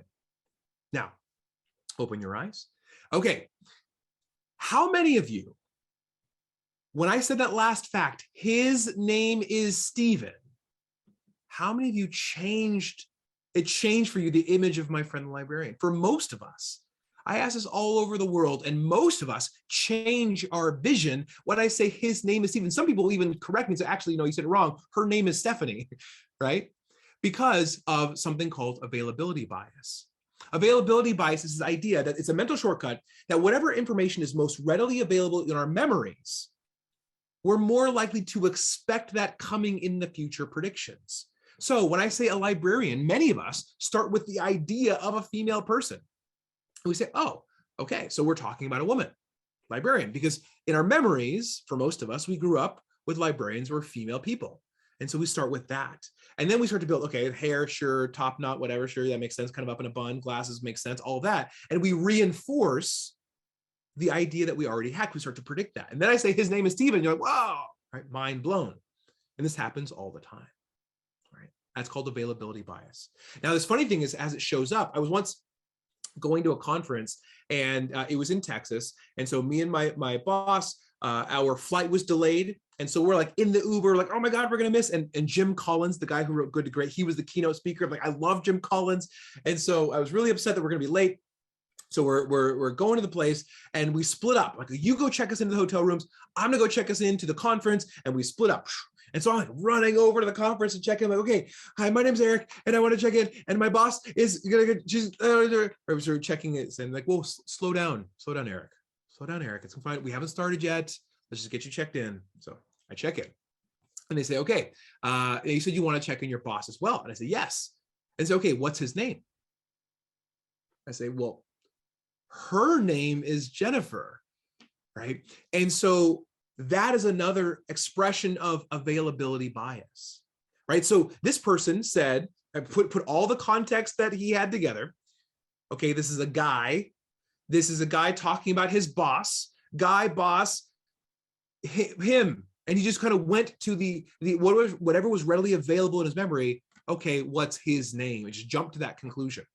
Okay, availability bias. And when I correct him, he's like, oh, I'm so sorry. Right? Is that sexist? Maybe it could be perceived that way, but the most important thing is the bias that got him to that behavior was availability bias. All right. Okay, I want to talk briefly about one of my favorite principles we're going to talk here, called perception versus reality. So perception versus reality is one of the most interesting concepts that I teach. And so it comes to this idea that perception equals reality. Okay. Let me be the one to tell you that is not true. Perception does not equal reality. And if you don't believe me, we can look at the dictionary. Perception is defined as a way of understanding or interpreting something. Reality is a state of things as they actually exist, rather than as they may be perceived or might be imagined. I don't know if you caught that. Rather than as they may be perceived. So literally in the definition of reality, it says not perception.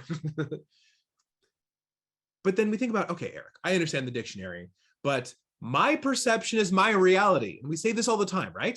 What does that mean? That means that my perception is the way I believe it to be. My perception is my worldview. My perception is my truth. And I put truth in quotes because I don't mean fact. I mean, if I believe it to be a way, I'm going to think that my way of seeing it is true. I mean, if you've ever been in a room with somebody and you're like, oh, it's so cold in here. And the person's like, no, it's warm in here. Which is true? Well, both. Both are true for that person. And they're going to interact with the world as if those things are true, right? So if you're cold, you're going to start behaving like this. And if you're warm, you're going to start behaving like this, right? You start to think about our perceptions guide our behaviors. But I said this one thing, worldview. Worldview is a very interesting concept. So it's defined as a set of assumptions held by an individual or a society about physical and social reality. So it's an assumption based on reality. It's an assumption that we have about maybe a social reality or maybe even a physical reality. It affects our practical attitudes and our behaviors, as well as theoretical and philosophical commitments. So I want you to go back to this idea of the dice game. So we had the green die. And as we did the green die, it was 6, 6, 6, 6, 6. And I want to show you something here. Let me pull this back up. I want to show you the responses of the dice rolling. Oops, hold on, make sure I get the right one up here first. I'm going to show you the purple one first. So the purple die we went, and it was a normal die, and it was going, and looking at the responses. So roll 1, nice even distribution, roll 2, roll 3, all kind of normal distributions, right?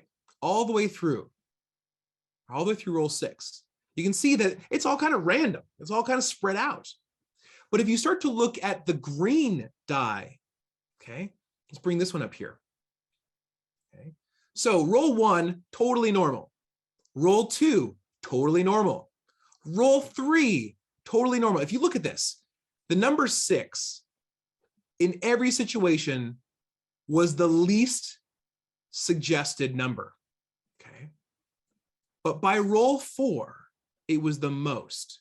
In the first 3 rolls, it was the least. And by roll 4, it was the most suggested, most picked number.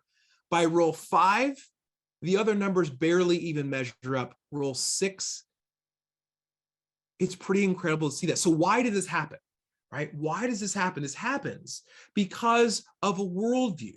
We start to assume that, okay, the green die is gonna show up 6, right? What are the chances of happening 6 times? This is the way the world actually is. But if I were to continue rolling this die, here, I'm just gonna show you, I'm not gonna actually do it, but here is the results of the rest of the dice rolls. 2, 1, 3, 5, 4, 6, 1, 6, 3, 2. You don't have to transcribe all of these, but right, all these going through. And so you see these numbers are actually randomized. They were just heavily weighted at the front. So what does this mean? We have decided that because of something that we've seen, some evidence that we've gathered, that the green die is more likely to show up as a 6 than any other die is going to. What if the green die equals 6 is the same thing as millennial equals lazy, is the same thing as black man equals dangerous? This is how we create a worldview. We just need a little bit of evidence, a little bit of repeated evidence to make us create an entire view of what we think is going to happen into the future. If I were to ask you to predict the next 20 rolls of the die, of the green die, you would have probably predicted 6, 6, 6, 6, 6, 6, 6. That is because of worldview, right? Pretty powerful when you start to think about how our brains naturally want to go in this direction. All right. Next thing I want you to do, I want you to look at the shoe and I want you to tell me, is this a pink and white shoe or is this a gray and teal shoe? All right. Now let me know the poll, right? Is this a pink and white shoe or is this a gray and teal shoe? I do not like doing this one because I'm in the team that usually is in the losing category here. But let's see how people are responding. Yes, as per usual, overwhelming majority of people say that this is a pink and white shoe, or a gray and teal shoe, excuse me. Oh, come on, people. This is a pink and white. I'm on team pink and white. This is clearly a pink and white shoe. I don't know what's wrong with you people. No. Every time we do this, it's the same thing, about 2/3, 1/3, and I don't understand it. But here's the thing. If you're a gray and teal person, you look at this, know that about 30% of us see this shoe as pink and white. What are you thinking about us? Or for team pink and white, knowing that 2/3 of us, over 2/3 of us, see this shoe as gray and teal, what are we thinking, right? Usually it's something to the effect of, how could you possibly, right? How could you possibly see it that way, right? And so the funny thing is that this phrase, how could you possibly, shows up all the time. How could you possibly hear it that way? How could you possibly not know that? How could you possibly think that was okay? And we say this phrase all the time. And the subtext of this phrase, the subject of the phrase, how could you possibly? The subtext is, you're an idiot. Now, we don't say this out loud to people, but we think it all the time. When someone disagrees with our perception of the world, our first thought is, there's something wrong with you, right? How could you possibly see it that way? How could you possibly thought I meant that, right? Now, to all of my friends who are on team pink and white, I need you to know that the shoe is actually pink and white. So yes, we win. Y'all lose. No, I'm just kidding. Gray and teal people, don't worry. You will be redeemed momentarily. Just kind of hold on for a couple of minutes. And I want to move into our next challenge question. All right. Our next challenge question is something that you will probably engage with people in over the course of your work in diversity and inclusion, etc. And this question is, how do you define systemic racism? Now I'm going to throw up the caution tape because this is one of those questions that will fundamentally split a conversation in two. It'll make people feel really strong emotions and get really upset. But it's important that we understand and we can define what we're talking about so that people can continue engaging in dialogue. All right. So go ahead, listen or think about this for a little bit. How do you define systemic racism? Now, I want you to practice saying, I don't know, if you don't actually know. All right. So the reason I want to do this is that humanity and humility go hand in hand. So saying I don't know is an expression of humility. All right. So go ahead and let me know in the poll, pollev.com/bethegood. How do you define systemic racism?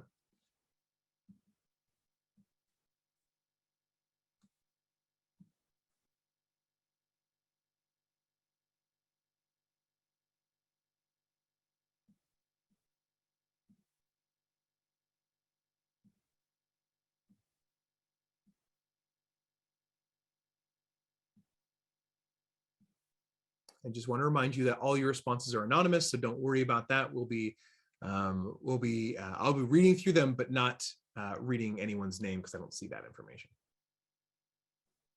And I won't be able to read everybody's because we have a lot of people on the call, but I'll give you another 30 seconds or so, maybe 10 seconds.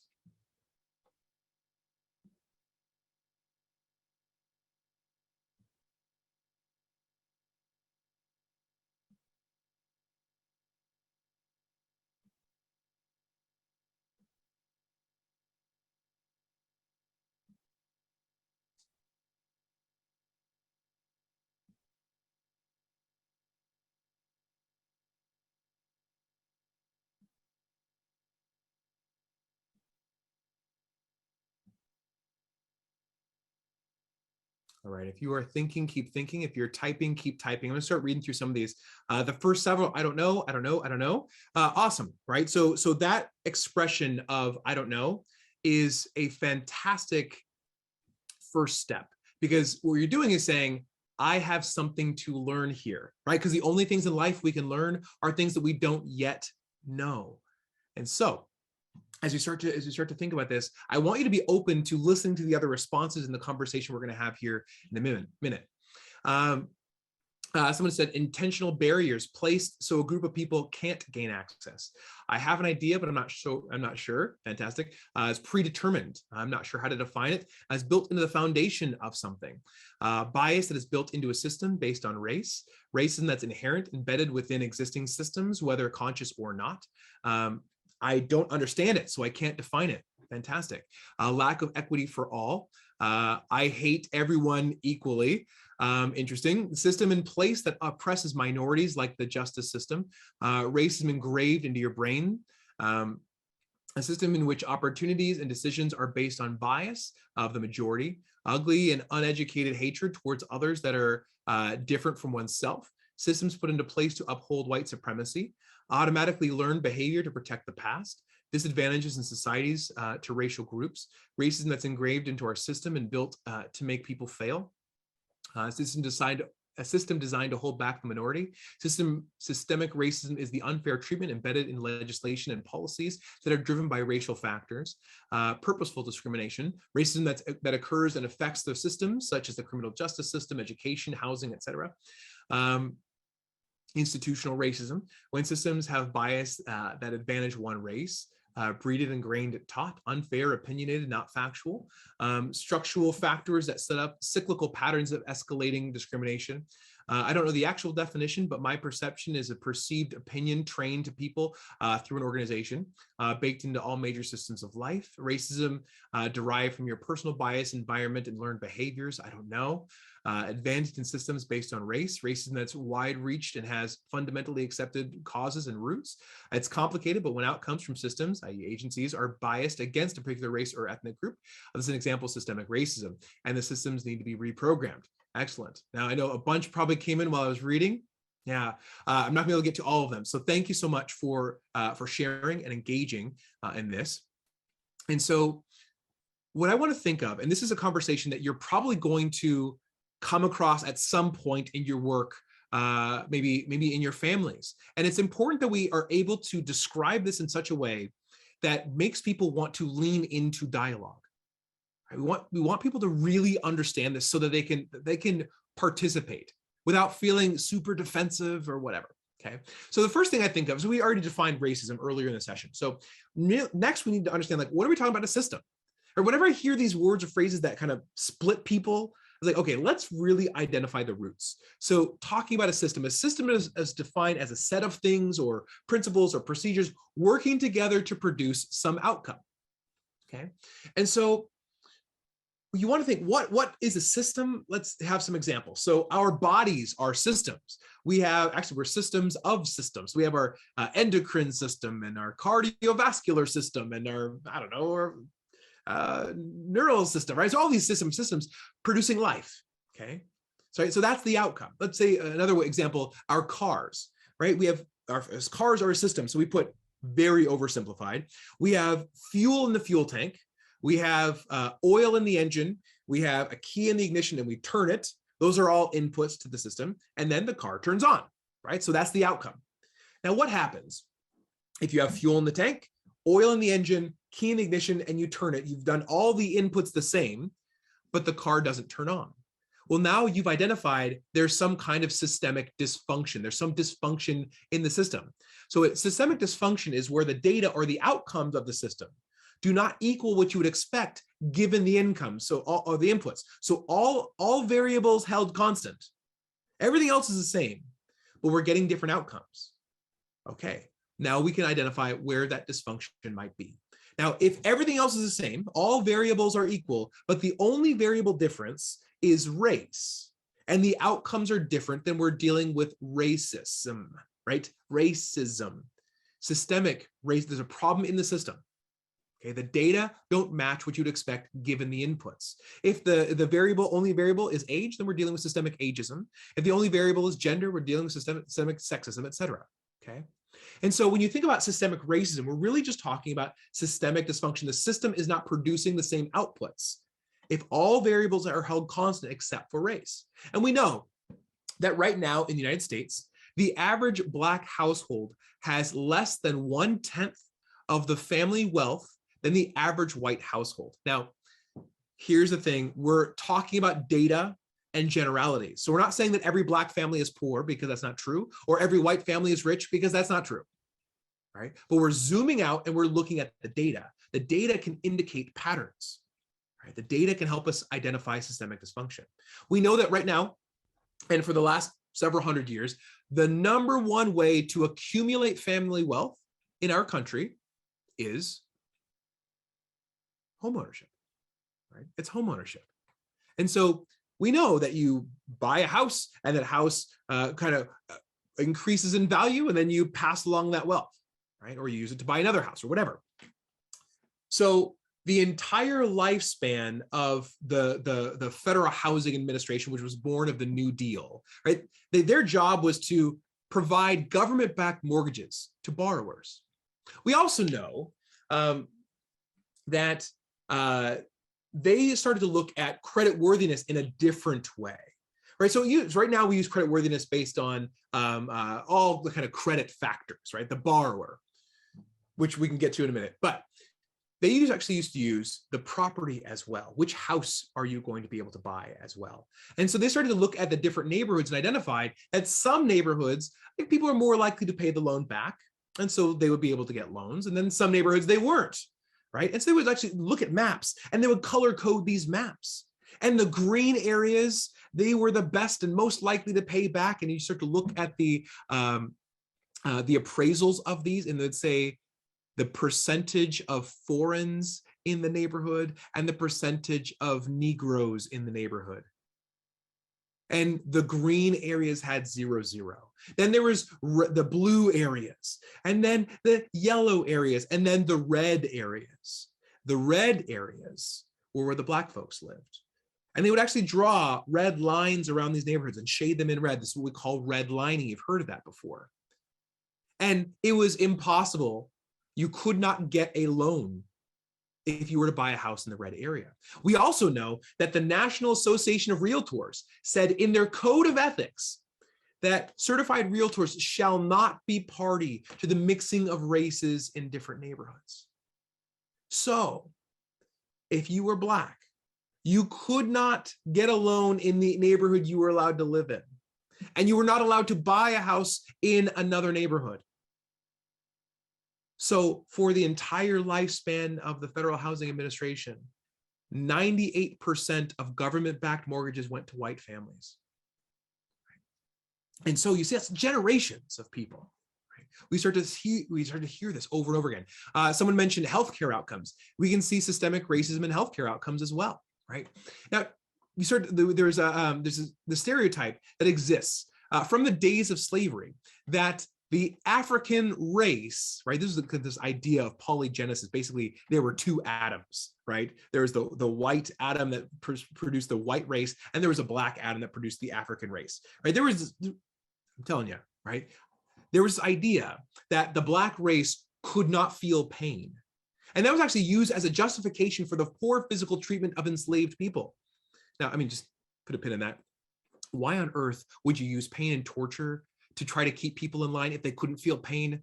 That makes no sense, right? But that's a conversation for another day, right? But this stereotype that black people feel no pain or black people feel less pain still exists today. Many people think that black people have thicker skin, that they have thicker skulls because of that enduring stereotype. In fact, modern gynecology is built upon this stereotype.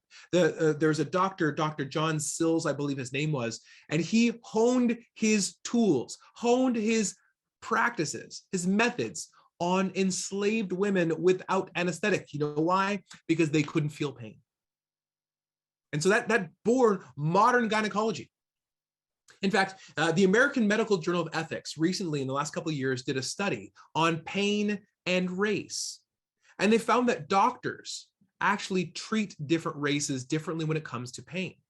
They found that people who came back home from war, veterans who come home from war with osteoarthritis, were more likely prescribed smaller doses of pain medication and had shorter prescriptions of pain medication if they were black than if they were white. They found that children who had tonsillectomies and adenoidectomies were more likely not prescribed pain medication if they're black than if they're white. And if they were prescribed pain medication, they were more likely prescribed smaller doses. They found that people who were in hospice care, end of life, had their pain needs met less frequently if they're black than if they're white. Now, okay, the first kind of justification conclusion is like, well, maybe there's other evidence that shows that black folks were more likely to overdose on pain medication or abuse pain medication. Actually, the research is the other way. Black folks are less likely to overdose and abuse pain medication.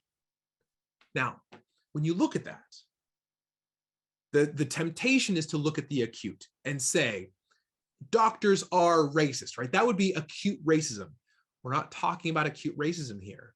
We're zooming out and we're looking at the data. We're looking at the trends in data, the outcomes of data, right? So we're looking at broadly, are there differences in outcome with all else held constant if we change the variable of race? And yes, there is. Same thing with mortgage loans, right? If you change the race, all other variables held constant, you see a difference in rates and payments and approvals.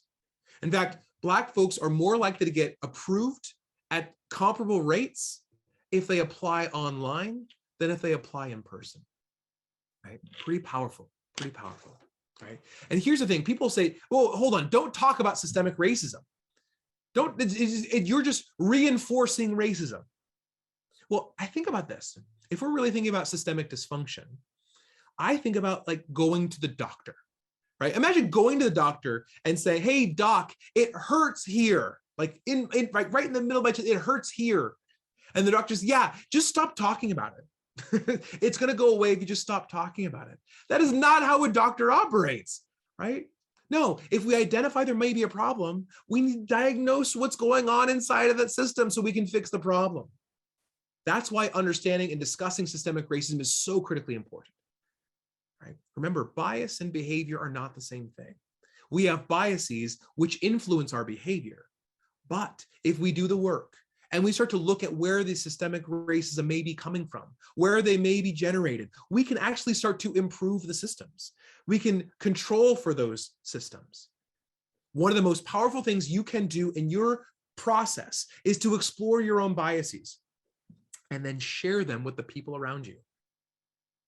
It's really uncomfortable to do so, but it's powerful, right? Very, very powerful. All right.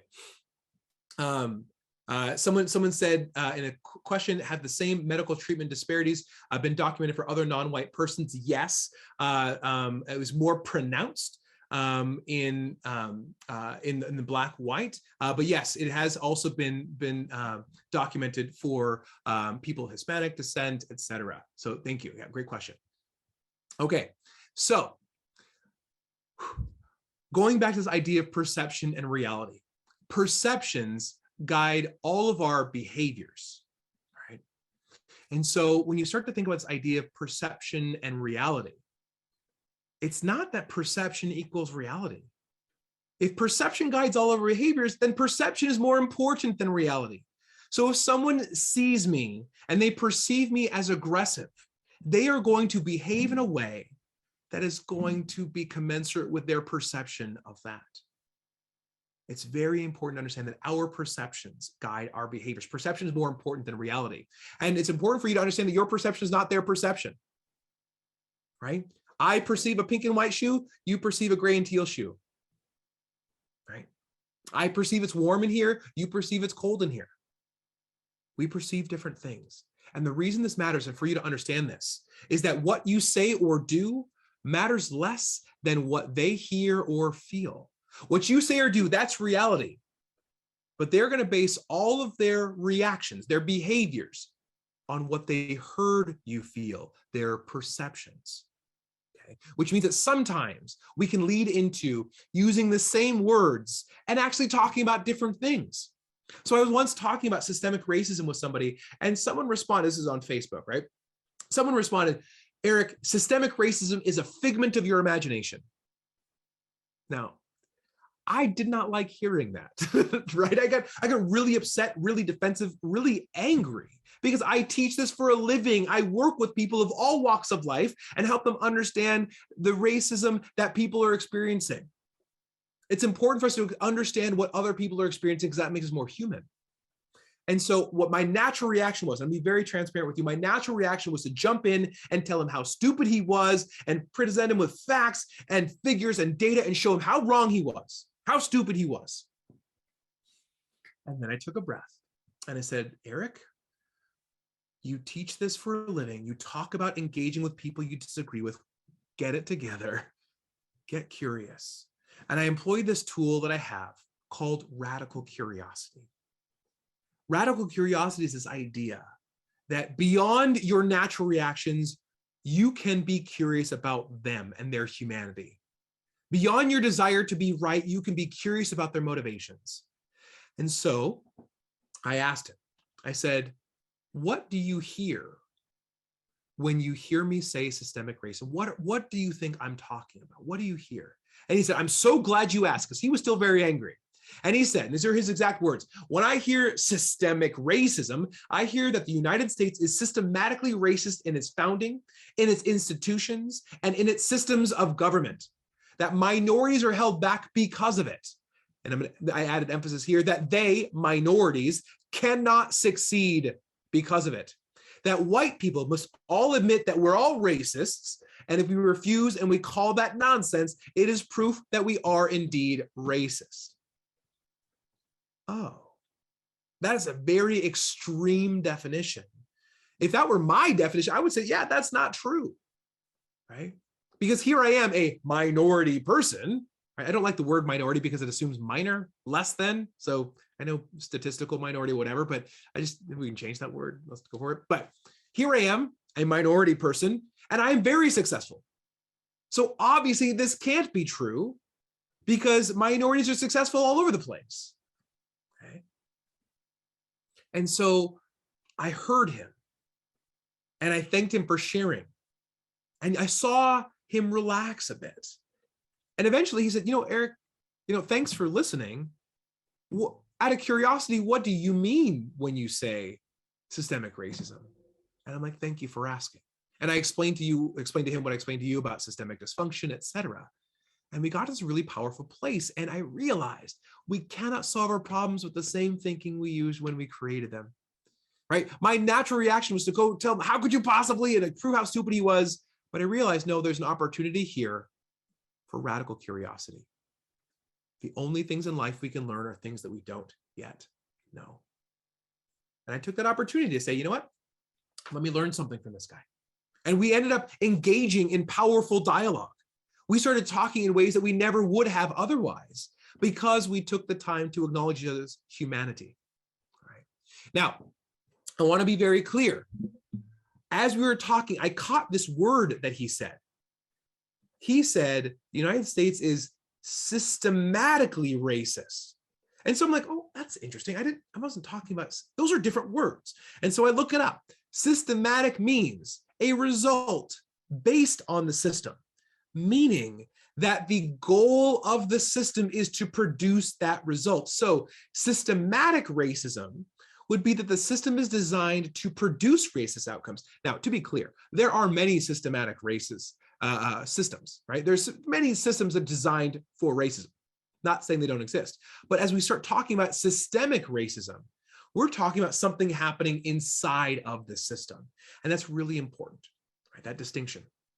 So when you engage with people and they have this really kind of high emotion response, recognize, okay, we might be talking about different things. Let's identify. And this concept of radical curiosity is so powerful because I look at you people, right? You gray and teal people.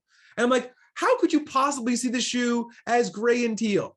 So my bachelor's degree from Arizona State University, go Sun Devils, is in graphic design.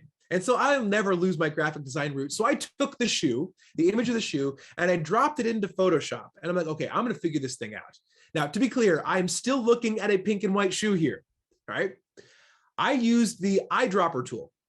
And you can see the eyedropper tool over here, right? I've selected this eyedropper tool. Now, what the eyedropper tool does is as I move my mouse around the image, it shows the precise color value of the pixel that my mouse is hovering over. So as my mouse goes over all the areas that I so clearly see as white, all of the pixels you can see here, this is the individual pixel color of the pixel I'm hovering over at that moment. They're all teal. Every white pixel that I see is actually teal. As I move my mouse over the areas that are so clearly pink, I start to look at this and all of the pixels here are all gray. I'm looking at pink, but all the pixels are gray. If it were pink, you'd see this little slider here go up into the pink color space and you'd see this thing turning pink over here, this whole area. No, it's not pink. It's gray. It's teal. And so if you perceive the shoe as gray and teal, your brain is recognizing the precise color values that are being projected to your eyes. If you perceive the shoe as pink and white like I do, your brain looks at this and says, oh, this is a horribly shot photograph. It's poorly lit. It's being bathed in green light. And your brain filters out the error. Your brain filters out all of the green, and what you're left with is white shoelaces and a pink shoe. All right? Your brain is actually correcting for the error it is perceiving. So who's right? Literally doesn't matter, right? But the important thing is that we perceive things differently. And so when you understand this idea of what you say or do matters less than what they hear or feel, you're left with one of the most powerful lessons I could ever teach you. That offensive intent is not required for offensive behavior.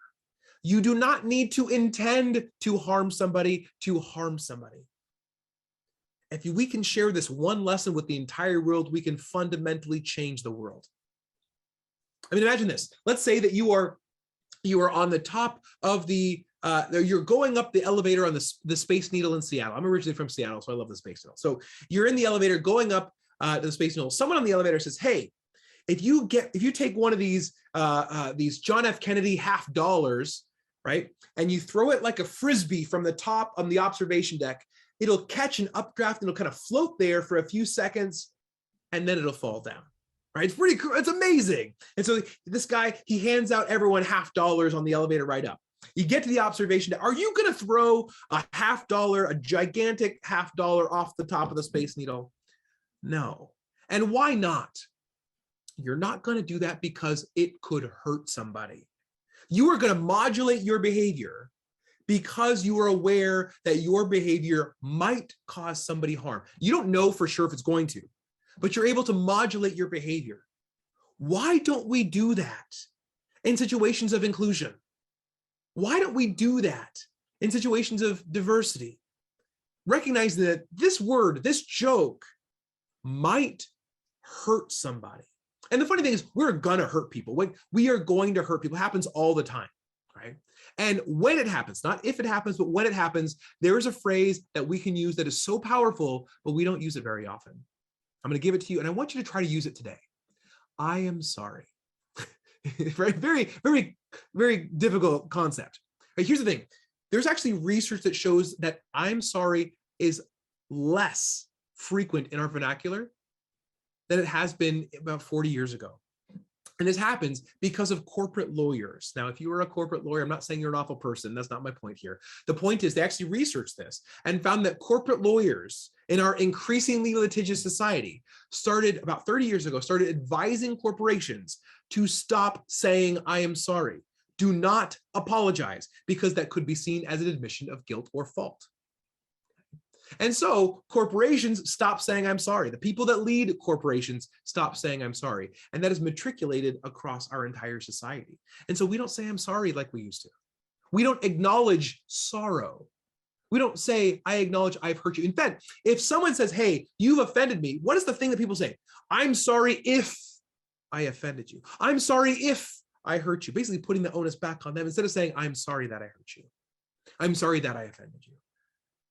Right? That is an expression of empathy. And if we were more empathic, we would fundamentally change the world. Okay, next concept. This is another challenge question here. How do you feel when you hear the phrase white privilege? All right, now I want you to enter this in the poll, but I'm gonna put caution tape up because this is one of those words, those phrases that can make people super emotional. And I want you to be able to fully express yourself. So feel free to go ahead and do so. I'm gonna go ahead and open up the poll. How do you feel? Talking about your feelings, not describing it, but how do you feel when you hear this phrase? All right, now feel free, again, it's anonymous, so type in whatever you want to type in. I'm gonna give you about 30 seconds or so to enter that in. How do you feel when you hear the phrase white privilege? And go ahead and enter that into the poll. I'm going to go ahead and drop the link one more time in there. So please type your responses into the poll everywhere link, not into the chat. Just want to make sure that people remain as anonymous as they need to be. All right. How do you feel when you hear the phrase white privilege?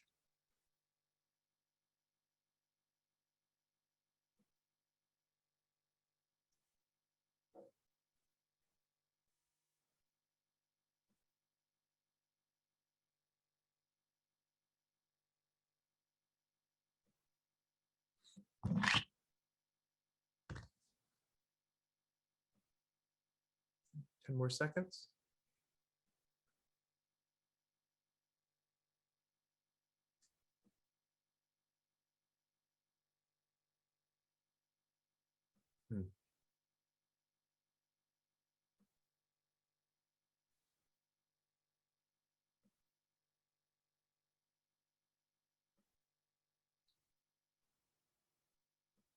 Excellent. If you are thinking, keep thinking. If you are typing, keep typing. I'm going to go and start reading through some of these. Now, I just want to be very clear. I've asked this question all over the country, and I've heard every possible response. So please don't worry about, oh, someone said this, someone said. I'm going to read all the responses as I have them. I've got 70 responses so far. All right. I feel guilty, angry, disgusted, validated, disrecognized. I feel angry, responsible, guilty, uncomfortable, misunderstood. I feel sadness, but real. That it's a fact and it sucks that it exists. Like it's an honest assessment in America. I do. Fortunate and guilty, uncomfortable, sad, sorrowful, neutral, frustrated, conflicted, fortunate but guilty, uncomfortable. I feel very angry. It doesn't make me feel any certain way. I must be used to it. I feel annoyed. I feel advantage. I feel advantages that I don't get to experience. I feel it does not exist, that it does exist, excuse me, but not acknowledged as often as it should be. I feel suspicious. I feel unfair. I feel it's real. I feel sorry for white people and bad for non-white people. I feel the rules don't apply. I feel nervous. I feel curious about what the other user means when they use the phrase. I feel defensive and blamed for something I've not sought out. I feel sad. I feel what else is new? Access granted. It's a truth that many don't understand or want to accept. I feel resigned, angry, cheated, humbled, sad, hurts my heart for humanity. I feel guilty. I feel it's entitled to dominate. Understanding, it's really true. There are things that I, as a white person, don't ever think about that people of color struggle with. That it seems to end more conversations than it can begin. I feel embarrassed, ashamed, like it's something that we as a society still need to do a lot more work on. I feel guilty, self-reflective, all at the same time. Guilty, but not sure what I'm actually guilty of. I feel disrespected. I feel entitlement. I feel unsure, fortunate because I'm white. I was defensive when I first heard about it, but since learning more, I see it everywhere. Upset because it's real. It's a reality of the America that we live in, and gratefully, more and more are recognizing their white privilege each day. It means nothing. I'm resigned. It's hard to get people to see the advantages that they've had and haven't earned, while the rest of us are supposed to make up for the lack. Reality, favored, something else that I have to work harder in. Sad, devalued, accountable, depends on who says it. It feels unfortunate.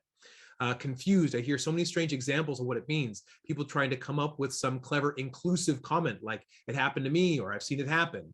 And yet they seem to have no understanding for what it really is. As a white person, I have no control over, but need to acknowledge. I feel numb. I feel it's not real. Everyone has a backstory and can use help. People have better opportunities because of their skin color. Being Black women, when I hear white privilege, I get angry. Uncomfortable, ashamed, white people getting away with bad behavior. I feel cheated. Recognition of long-standing system. Now that it has a name, we can acknowledge it and correct it. I feel angry, hurt, upset, confused, and unfortunate. Right? Excellent. I said a lot. I read through all of them. So thank you all for participating. I think one of the things that's important, and this is going to be something that I would love for you to use as a tool going forward. Because it's going to come up, right? And I want you to be able to handle this conversation in a way that's going to be productive, right? And what we want to keep people in dialogue, because we keep people in dialogue, we can help them take a step forward, okay? So I think, unfortunately, the phrase white privilege is sonically similar. It sounds the same to the phrase a life of privilege. And a life of privilege is, born with a silver spoon in your mouth, never had to work for anything, everything's always handed to you, okay? That's not the same thing. Now, I want to be very clear. In this context, the word privilege does not mean that you haven't had struggles in your life. It does not mean that you haven't worked hard to earn what you have earned. And it does not explain the kind of person that you are, all right? So when you think of this, privilege means that a member of a group may not have to worry about something that a member of another group may have to worry about. All right, that's all it means. So then I'm a parent. I have 3 kids. My job as a parent is to provide my children less worry than I had growing up. My job as a parent is to provide my children privilege. If you think about walking down a road and you step in a pothole, right, and you sprain your ankle, there are people walking behind you, kind of all walking down the same road. Right? You are now walking and thinking about, ooh, ouch. Every step you take, you feel that pain. You're worried about walking gingerly on that sprained ankle. You turn around because you're a good human being. You turn around to the people behind you and say, hey, watch out. There's a pothole there. And everyone behind you steps over that pothole. They continue their path and they don't have to worry about walking with a sprained ankle. You've given them privilege. Privilege is not bad. That's really important to understand. Privilege is not bad. Now, if privilege is about the presence or lack of worry, then white privilege is only one of an infinite number of privileges that can exist. I was a kid and I was homeless. I had to deal with that. And also, I'm a business owner.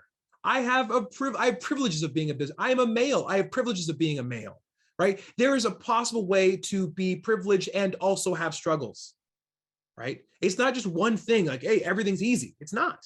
Life is a struggle. And sometimes we work hard, and because of the hard work we do, we afford ourselves privileges, right?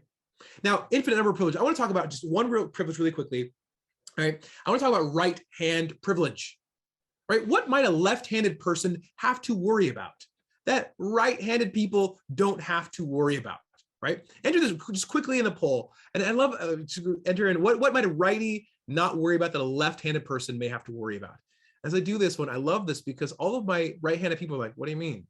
I never really thought about this. I never thought about what someone else had to worry about. I don't know, nothing. All my left-handed people are like, oh, here's all the things that I had to worry about, right? Finding scissors, spiral notebooks, driving, doors, smudging the ink as you write, a computer mouse, dying young apparently, scissors, right? All these things, where to sit at a table. All the left-handed people are like, here's all the list of things, right? Now, for right-handed people, you may not understand why a lefty would worry about a spiral notebook. Well, we write left to right, right? We write on the right-hand side of the paper, which means the spiral is on the left-hand side of the thing, out of our way. A left-handed person would rub their wrist bones and their forearm on that. Also, as we write with right hands, our hand is resting on the paper, we're writing and the ink is trailing our hand. Left-handed people, opposite, right? They're writing and their hand is trailing the ink. So they have to worry about the ink smudging on their hand. And so you see a lot of left-handed people will actually contort their wrist and write like this, or you'll see them turn the page and write sideways so their hand is not dragging in the ink, right? Things that they have to worry about that we don't have to. Privilege is not bad. What's important to understand. And the funny thing is, over 90% of the worries that we ever have in their day never materialize. Never materialize. Like, let's say we worry about 1,000 things. 90% of them will never happen. And we worry about too much. So how could we ever possibly comprehend worries that somebody else has that we've never comprehended? It's not going to we don't have space for extra worry, which is why it's so difficult to identify our own privilege. We're trying to identify what is something someone else is worried about that I don't.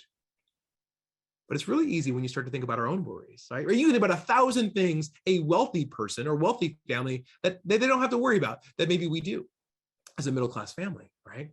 So we start to talk about race. It's not that privilege is bad, but start thinking, what might a Black person or a Latinx person, what might they have to worry about that I don't as a white person? What might a woman have to worry about that I don't have as a male, right? And you start to explore that. And so instead of anger or shame or guilt, privilege could actually lead us to empathy. And that's the power of this, is the only things in life we can learn are things that we don't yet know. Now, I know I teach kind of like drinking from a fire hose. I give you a lot of information, very short period of time. Sorry, not sorry. I don't need you to be an expert in all of this, but I need you to have the power of awareness. Now, awareness is a very, very powerful thing. And the way we're going to do this, I want you to look at this image. In this image, there is something to be seen. I can't finish until everyone sees it. So go ahead and let me know in the chat when you see it. It's not like a smiley face. You got to cross your eyes to see it. No, something hiding in the middle of this image. I'm going to give you a couple hints to make sure everyone can see it. All right.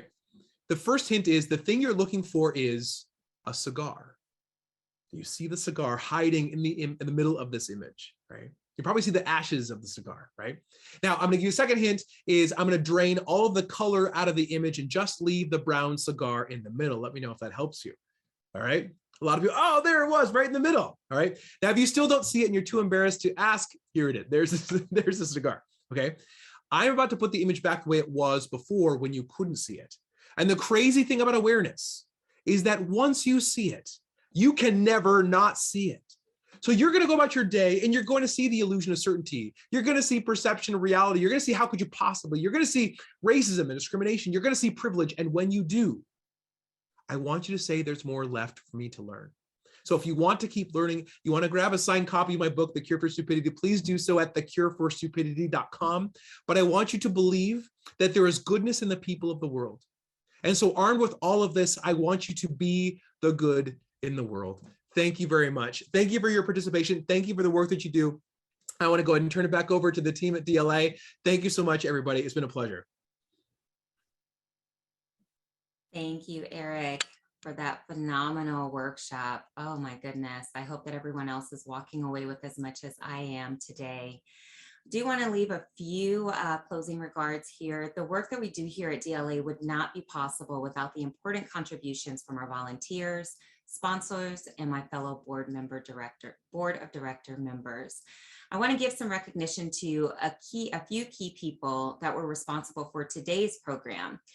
Thanks goes out to our executive director, Joanna Deshay, and our amazing DLA board of directors for their continued guidance and leadership of the organization over the past 20 years.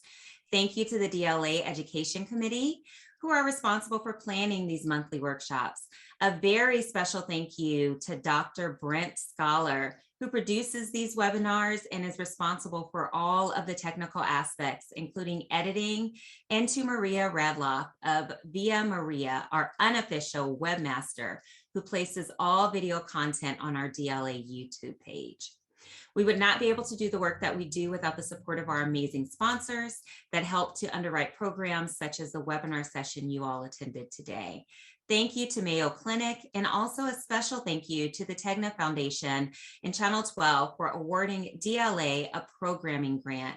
A special thank you goes to my fellow DLA board member, Ms. Kate Morris, the general manager at Channel 12, for her unwavering support. I'll turn it back over to you now, Brett. Thank you, Tandra, very much. And Eric, thank you very much. We did have one question, Eric, so I'm going to ask you to take a look at that. And then if you could send me an email with that, and we'll put it on our website with the answer to that. So thank you, everybody. I want to just do a quick announcement here. If you like what you see, we have our great sponsors, of course. But if you want to give back so we can make sure that we can continue to have these free seminars and webinars for you, please feel free to make a donation at diversityleadershipalliance.org, upslope support. Also, if you are curious, save the dates. Here's what we have coming up. Of course, we just had our wonderful Holy Shift, right, with Eric Bailey. But we do have coming up an Audacious Leadership, Diversifying the C-Suite, as we're going to be celebrating National Women's Month. And then we have all of our other dates at the bottom there: April 21st, June 16th, August 25th, ... October will be our 21st annual conference. So lots going on, a lot of good things. If you want to volunteer, please join us. Email myself at awards@diversityleadershipalliance.org. I'd be happy to direct you and introduce you to Tandra, our education committee member. Leader, sorry. So Tandra, back to you. Thank you. Just as Brent mentioned, if you are interested in being a part of the committee, please reach out to us. We would love to have you on board. We are just revamping for the year, so this is a good time to join us. Another special thank you to today's webinar presenter, Eric M. Bailey. We are humbled and grateful for your important contribution around shifting the conversation around bias, diversity, and privilege. Not only was this a very informative session, it was very engaging, and really loved your presentation and the way you allowed us all to interact with you. So thank you. And a very special thank you to all of you, our attendees, for your time and attention today. Thank you for joining us. Take care of yourself and each other. Enjoy the rest of your day.